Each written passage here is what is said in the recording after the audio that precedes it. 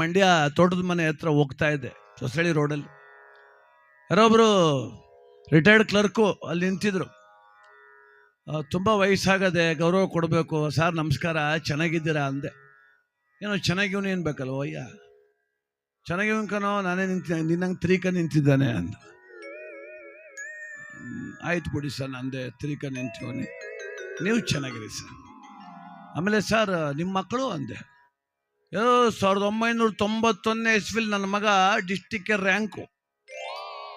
SM ಕೃಷ್ಣವ್ರ ಸನ್ಮಾನ ಮಾಡಿದ್ರು ನನ್ನ ಮಗನಿಗೆ ಕರೆದು ಮನೆಗೆ. ಅವನು ಭಾಳ ಇಂಟೆಲಿಜೆಂಟ್, ಅವನು ಈಗ ಅಮೆರಿಕದಲ್ಲಿ ಅವನು ಸ್ವಂತ ಕಂಪ್ನಿನೇ ಅದು ಅವನು. ಪರವಾಗಿಲ್ಲ ಸರ್. ಎರಡನೇ ಮಗ ಅಂದೆ. ಎರಡನೇ ಭಾಳ ಇಂಟೆಲಿಜೆಂಟ್, ಸ್ವಲ್ಪ ವಿದ್ಯೆ ಕಮ್ಮಿ, ಭಾಳ ಬುದ್ಧಿವಂತ.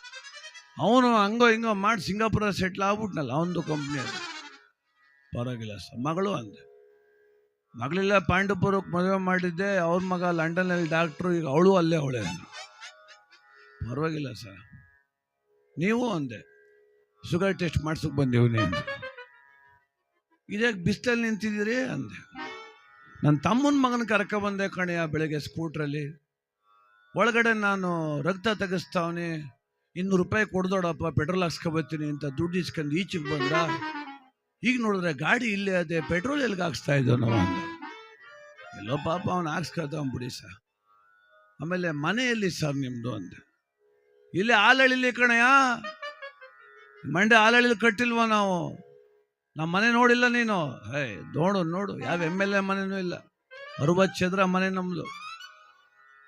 ಇರಲಿ ಸರ್. ಆಮೇಲೆ ನಿಮ್ಮ ಹೆಂಗಸರು ಅಂದೆ. 6 ವರ್ಷ ಆಯ್ತು ಕಣೋ, ಸತ್ತೋಗ್ಬಿಟ್ಲು, ಕ್ಯಾನ್ಸರ್ ಆಗ್ಬಿಟ್ಟಿತ್ತು. ಅಯ್ಯೋ ಪಾಪ. ನಿನಗೆ ಹೇಳಿದೆ ತಿಥಿಗೆ ಬರಲಿಲ್ವಲ್ಲ ನೀನು ಟೈಮ್ ಇರಲಿಲ್ಲ ಸರ್. ಆಮೇಲೆ ಊಟಕ್ಕೆ ಏನು ಮಾಡಿರಿ ಅಂದೆ ನಾನು. ಪಕ್ಕದ ಬೀದಿಲಿ ತಮ್ಮನ ಸೊಸೆ ಅವಳೆ ಮಾಡ್ಕೊಬಂದು ಕೊಡ್ತಾಳೆ ಅಂದೆ. ಅಲ್ಲಿಂದ ಹೊರಟವನು 3 ಗಂಟೆ ಯೋಚನೆ ಮಾಡ್ಕೋದೆ. 60 ಚದರ ಮನೇಲಿ ಗಾಳಿ ಸುತ್ತಂಗೆ ನಿಂತವನೆ. ತಮ್ಮನ ಸೊಸೆ ಇಟ್ಕಾಯಕ ಕೂತವನೆ. 12 ಗಂಟೆಲಿ ಇವನು ನೆಗೆದು ಬಿದ್ರು, ಬೆಳಕರಿತ್ಲೆ ಬಂದು ನೋಡ್ತಾರೆ ಅವ್ರು ಬೇರೆ.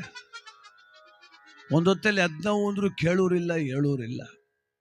ಇನ್ನು ಇವನು ಸತ್ತೋದ ಮೇಲೆ 1 ವಾರ ಫ್ರಿಜ್ಜಲ್ಲಿ ಮಡಗಬೇಕು, ಅವ್ರು 3 ಜನ ಬರ್ಬೇಕು ಅಲ್ಲಿಂದ. ತಿರ್ಗಿ ನನಗಂತಾನೆ, ನಾ ಸೂಪರ್ ಆಗಿ ಇವನಿ, ನೀ ತ್ರೀಕ ನಿಂತಿದ್ದೀಯ ಅಂತ. ಆಗ ಅನ್ಕಂಡೆ, ಶ್ರೀಮಂತ ನಾನು ಈ ವಯ್ಯನೋ ಅಂತ.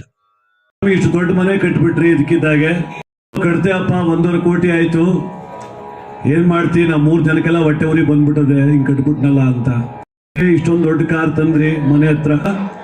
ಮಗ ತಂದ್ಬಿಟ್ಟ, ನಮ್ಮ ಅಣ್ಣ ತಮ್ಮದ್ರ ಮುಖ ನೋಡೋಕಾಯ್ತಿಲ್ಲ ಕಣ್ರಿ, ಏನ್ ಇಷ್ಟೊಂದು ಅಭಿವೃದ್ಧಿ ಆಗ್ಬಿಟ್ರು ಅಂತ ಎಲ್ಲಕ ನಮ್ಮ ಮೇಲೆ ಹೊಟ್ಟೆ ಕಿಚ್ಚು. ಏನೋ ಒಂದು 5 ವರ್ಷ ಕಳೆದ ಮೇಲೆ ಗ್ರಹಚಾರ ವ್ಯತ್ಯಾಸ ಆಯ್ತು.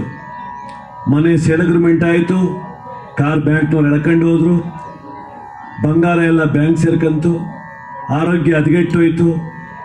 ತಲೆ ಮೇಲೆ ಕೈ ಹೊತ್ಕೊಂಡು ಮನೆ ಬಾಗಿಲಲ್ಲಿ ಕೂತಿರುವಾಗ ಯಾರೋ ಬಂದು ಕೇಳ್ದ, ಏನಣ್ಣ 5 ವರ್ಷದ ಹಿಂದೆ ಹಂಗಿದ್ದೆ, ಈಗ ಹಿಂಗೆ ಆಗೋದಲ್ಲ ಅಂದರೆ ಆಗಂತ ನೋಡ್ಬೇಕು. ಏನು ಮಾಡಿಯಪ್ಪ, ದೇವರು ಕಣ್ಣಿಲ್ಲ ಅಂತ ನಾಗ ಹೇಳ್ಕೊಳ್ಳೋಕಲ್ಲ ಶ್ರೀಮಂತಿಗೆ. ನನ್ನ ಮಗ ದೊಡ್ಡ ಹುದ್ದೆ ಎಲ್ಲ ಅವನೇ, ನನ್ನ ಮಗಳು ಅಷ್ಟಲ್ಲ, ಆ ಹುದ್ದೆ ಅವ್ರು ಪಡೆದಿದ್ರು ನನ್ನ ಜೊತೆ ಎಷ್ಟು ಪ್ರೀತಿಯಾಗವ್ರೆ, ಅಪ್ಪ ಅಮ್ಮನ ಬಗ್ಗೆ ಎಷ್ಟು ಅಭಿಮಾನ ಇಟ್ಟವ್ರೆ. ಎಷ್ಟು ಕೋಟ್ಯಾಧಿಪತಿ ಆದರೂ ಹುಟ್ಟದೂರ್ನ ಹಬ್ಬ ಅಂದ್ರೆ ಹೆಂಗ್ ಓಡ್ ಬರ್ತಾರೆ. ಇದು ಬೇಕಲ್ಲ ಶ್ರೀಮಂತಿಗೆ ಅಂದ್ರೆ. ನಾ ಬೆಳೀತಾ ಮುಲ್ಲೂರು ಪಾಸ್ ಆಗ್ಬಿಟ್ಟು ಒಂದೊಂದು ದೊಡ್ಡ ಊರು ಸೇರ್ಕೊಂಡು, ಒಳ್ಳೆ ಲೇಔಟ್ ಸೇರ್ಕೊಂಡೆ, ಅಪಾರ್ಟ್ಮೆಂಟ್ ತಗೊಂಡೆ, ಅಲ್ಲಿ ಅವ್ರವ್ರೆ ಇಲ್ಲಿ ಇವ್ರವ್ರೆ ಅಂದ್ರೆ ಸಹಬಾಳ್ವೇನೆ ಶ್ರೀಮಂತಿಗೆ.